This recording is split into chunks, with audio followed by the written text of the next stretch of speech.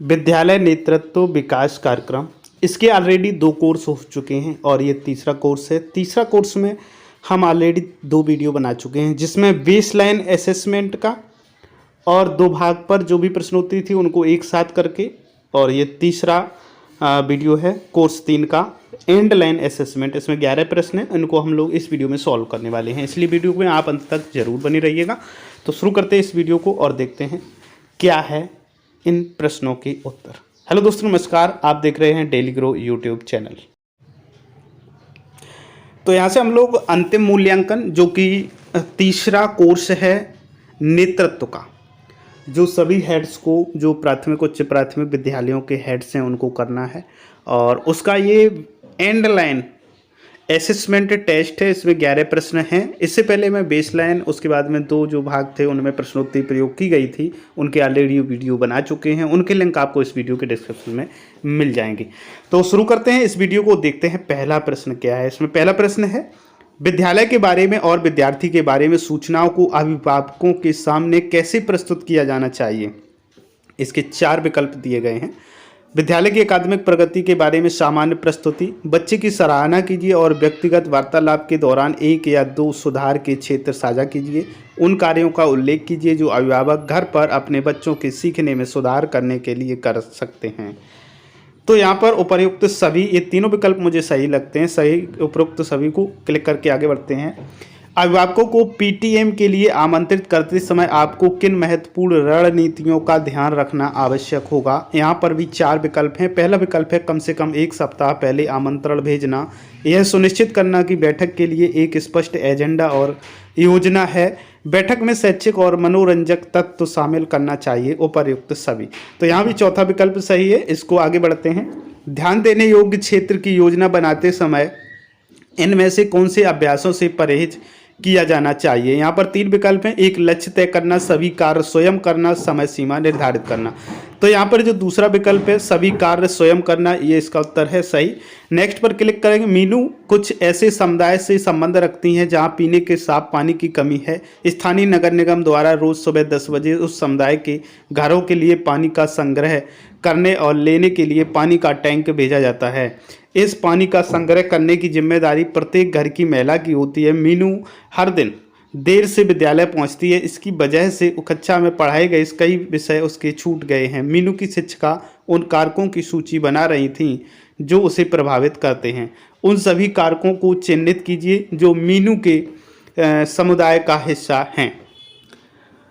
तो यहाँ पर 4 विकल्प हैं। स्थानीय नगर निगम, पानी की कमी की समस्या, समुदाय की यह मानसिकता है कि महिलाएं घर के कार्यों के लिए जिम्मेदार होती हैं। उपर्युक्त सभी।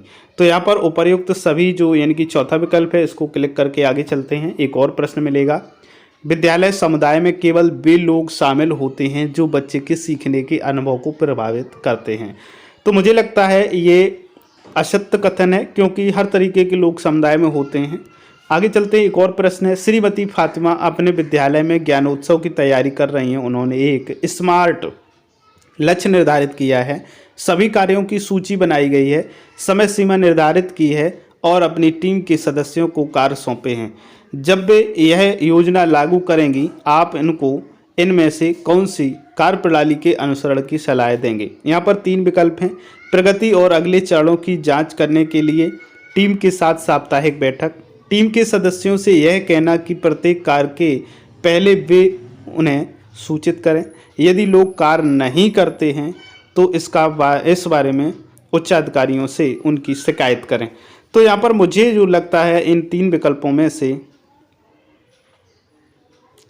जो पहला विकल्प है वो ज़्यादा सूटेबल है। इसको क्लिक करके आगे चलेंगे। एक और प्रश्न मिलेगा आपको। राजू एक ऐसे परिवार से संबद्ध हैं जिनका गुजारा भी बहुत मुश्किल से होता है। अपने परिवार की आर्थिक सहायता करने के लिए उसे कचरा बीनने और उसे बेचने का काम करना पड़ता है। एक स्थानीय एनजीओ ने विद्यार्थियों की शिक्षित करने की पहल की और इसके लिए उन्होंने 1 घंटे प्रतिदिन पढ़ाना शुरू किया ताकि उस समय की भरपाई हो सके जो विद्यालय न जाने की वजह से बाल श्रमिक खो दे रहे हैं। उन सभी कारकों को चिन्हित कीजिए जो राजू के समुदाय का हिस्सा हैं। इसके इलाके में स्थित सरकारी विद्यालय शाम को अतिरिक्त कक्षाएं लेने के लिए शिक्षकों को नियुक्त करता है।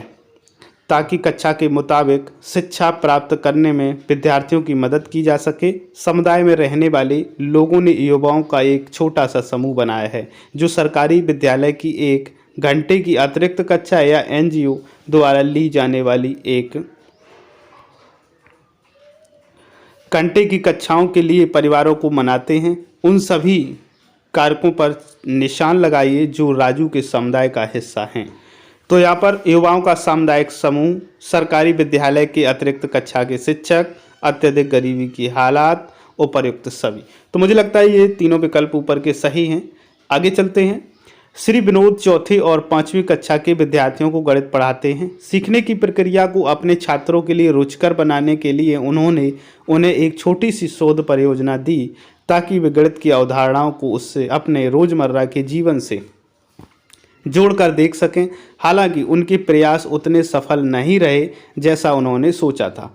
कुछ दिनों के बाद उन्हें अपने एक विद्यार्थी से पता चला कि एक एनजीओ ने गणित के पाठों को तकनीकी सहायता से और अधिक अनुभव आधारित बनाने के लिए एक पहल किया। श्री विनोद को इस सूचना पर ध्यान देने चाहिए क्योंकि यहाँ पर 4 विकल्प हैं और जो 4 विकल्प में सुटेबल विकल्प हो सकता है वो कौन सा हो सकता है, पहले चारों विकल्प देख लेते हैं। गणित को रोचक बनाने की उनकी अक्षमता की वजह से बहुत से बच्चे गणित विषय को नापसंद करने लगे। उनके विद्यालय के विद्यार्थी एक ऐसे समुदाय से संबंधित हैं जहां अच्छे गणितीय कौशल का अभाव है। एनजीओ विद्यालय समुदाय का भाग है और इसे एक उपयोगी संसाधन के तौर पर इस्तेमाल करना चाहिए। उनके सहयोगियों ने उसे ऐसी पहल की शुरुआत करने का सुझाव दिया ताकि यह समझा जा सके कि पूरे समुदाय को मज़ेदार तरीके से गणित सीखने की प्रक्रिया में शामिल कैसे किया जाए। तो मुझे लगता है यहाँ तीसरा विकल्प ये सही है। आगे चलते एक और प्रश्न मिलेगा।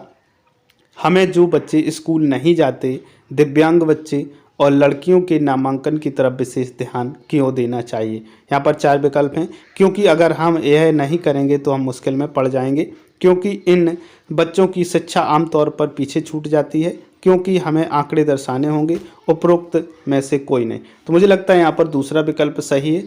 आगे इनमें से क्या एसएमसी सदस्यों की एक भूमिका नहीं है। नामांकन में विद्यालय की सहायता करना, विद्यालय विकास योजना के निर्माण में योगदान देना, विद्यालय में समस्याओं के बारे में अन्य अभिभावकों से बात करना लेकिन एसएमसी की बैठकों की समस्याएं साझा नहीं करना, विद्यालय के परिसर को सीखने के लिए उपयुक्त बनाने में सहायता करना।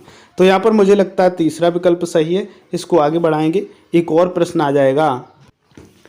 इनमें से कौन से कारक यह निर्धारित कर सकते हैं कि अभिभावक अगली पीटीएम में शामिल होंगे या नहीं। तो यहाँ पर 4 विकल्प हैं। वे यह महसूस करते हैं कि उन्हें महत्व दिया जा रहा है और वे कुछ उपयोगी सीखते हैं। दूसरा विकल्प है वे अपने बच्चे की शिकायतें सुनते हैं। तीसरा है उन्हें कार्य के अतिरिक्त कुछ समय मिलता है। चौथा है उपरोक्त में से कोई नहीं। तो मुझे लगता है यहाँ पर पहला विकल्प ज़्यादा सुटेबल है। आगे चलते हैं। यहाँ पर 11 प्रश्न हमने सॉल्व किए। अब इन्हें सबमिट करके देखते हैं। तो यहाँ से आप यदि इस प्रकार से प्रश्नोत्तरी करते हैं तो आपका भी रिजल्ट 11/11 यानी कि 11 प्रश्नों के उत्तर आप सही दे पाएंगे। उम्मीद करता हूँ ये वीडियो आपको पसंद आया होगा। यदि पसंद आया तो अपने शिक्षक साथियों में से शेयर जरूर करें।